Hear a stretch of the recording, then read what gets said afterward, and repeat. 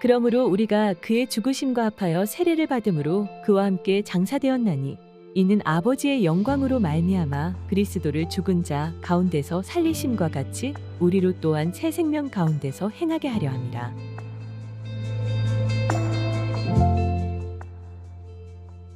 복음은 예수 그리스도께서 나 대신 죽으셨다가 아니라 내가 그와 함께 십자가에 못 박혔다는 고백입니다. 그런데 사탄은 음흉하게도 우리가 십자가 주위를 겉돌게만 할 뿐 십자가 위로 올라가지 못하게 방해합니다. 예수 그리스도께서 나 대신 죽으셨다는 사실을 믿는다면 이제는 내가 예수님과 함께 십자가에 못 박혀야 할 때입니다. 십자가의 죽음을 경험하지 않고는 부활의 능력이 있을 수 없습니다. 십자가 펜던트, 부적처럼 벽에 걸린 십자가 장식, 교회 첨탑에 걸린 십자가가 능력이 있는 것이 아닙니다.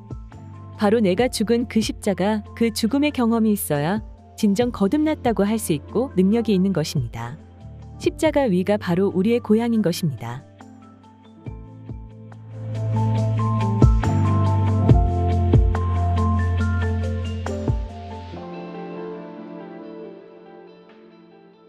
형제들아, 내가 그리스도 예수 우리 주 안에서 가진 바 너희에 대한 나의 자랑을 두고 단언하노니 나는 날마다 죽노라. 이 말씀은 성경 속 바울 사도의 고백입니다. 바울 사도가 말한 나의 자랑은 날마다 십자가를 지는 것과 그로 인한 부활의 믿음을 말하는 것입니다. 우리의 최선은 날마다 십자가에서 죽는 것이고 하나님의 최선은 부활입니다. 사도 바울의 자랑은 이것이었습니다. 사도 바울은 하나님께서 부활시켜 주실 것을 굳게 믿었기에 매일 죽을 수 있었던 것이죠.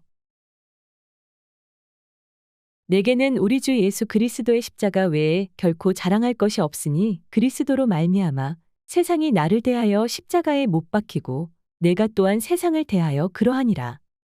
이 말씀에서도 바울 사도는 예수님의 십자가가 자신의 유일한 자랑이라고 이야기합니다. 그리고 십자가에 나 자신만 못 박아 죽인 줄 알았는데 나를 누르고 힘들게 하고 괴롭게 하던 세상마저 십자가에 못 박힌 것을 발견하게 됩니다. 나를 억누르던 세상으로부터 자유함을 얻게 된 것이죠.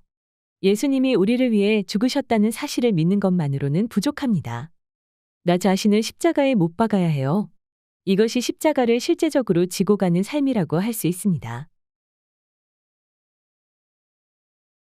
예수님의 십자가의 사건은 처절했고 외로운 과정이었습니다. 모든 과정을 오롯이 혼자 감당하셔야 했습니다. 하지만 우리의 죄를 씻고 새로 태어나게 하기 위해 다른 선택은 없었습니다. 우리는 믿음으로 십자가의 자리에 있어야 합니다. 예수님께서 십자가 위에서 하셨던 말씀들을 통해 부활의 삶, 십자가의 길에 대해 더 알아보도록 하겠습니다.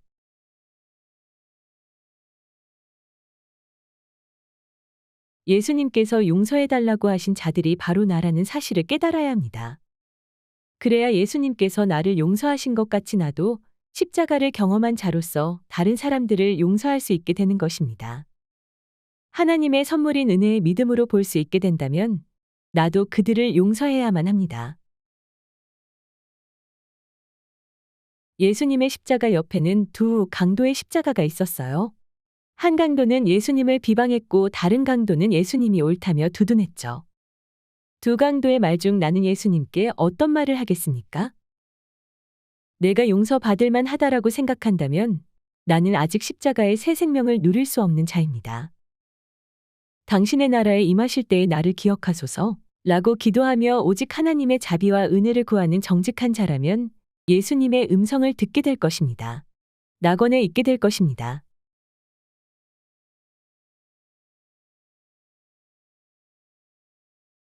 이 말씀은 예수님의 죽음을 슬퍼하던 제자 요한과 어머니 마리아에게 하신 말씀으로 서로를 책임지게 하고 의지하게 하려는 말씀이었습니다. 우리도 하늘과 이 땅에서 책임지는 삶을 살아야 합니다. 예수님도 그 누구도 대신할 수 없는 십자가의 죽음을 책임지셨지요. 우리의 책임지는 삶도 십자가에서 시작되어야 합니다. 십자가의 승리를 무책임으로 왜곡시키지 맙시다. 이 음성은 예수님께서 내가 되셔서 나 대신 부르짖으시는 순간입니다. 예수님은 하나님의 약속을 이루기 위해 우리 대신 철저히 버림받으셨습니다. 죄인인 내가 철저히 버림받지 않고서는 죄값을 치를 수 없었지만 예수님께서 우리가 되셔서 철저히 버림받으신 것이죠. 이제는 우리가 버림받아야 합니다.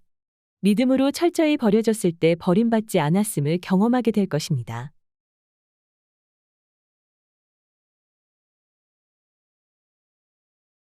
예수님이 십자가 위에서 그러셨던 것처럼 우리도 목이 말라야 합니다. 죄로 인한 죽음의 맛을 더 이상 원하지 않을 때까지 목이 말라야 하고 의로움에 목이 말라야 합니다. 그래서 아버지 하나님의 마음을 시원하게 하는 자로 살아나야만 합니다.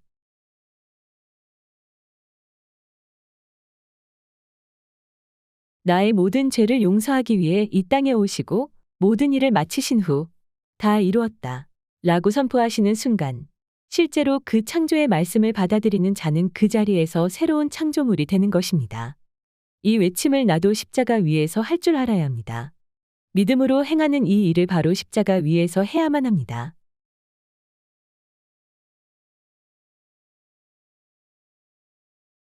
자신의 영혼을 하나님 아버지에게 부탁한 예수님과 합체된 우리도 우리의 영혼을 십자가 위에서 하나님 아버지께 의탁할 수 있게 되었습니다. 십자가에서 죽고 또 죽기를 자원함으로 날마다 부활의 삶을 사는 거듭난 하나님의 자녀의 삶을 살기를 바랍니다. 손과 옆구리 그리고 발에 믿음의 상처들, 믿음의 흔적들이 있습니까? 이것을 가진 하나님의 자녀들에게 예수님의 보혈이 묻고 지성소로 담대히 들어갈 수 있는 길이 열릴 것입니다.